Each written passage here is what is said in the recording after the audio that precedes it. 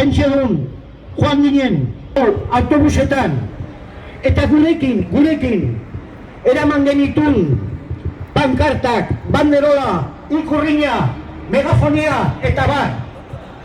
Eta han, ongi etorriak eta errespetatuak sentitu ginen. Eta hori eskertzekoa da, ez bakarrikan guretzako, baizik eta beste pentsiodunen zatere.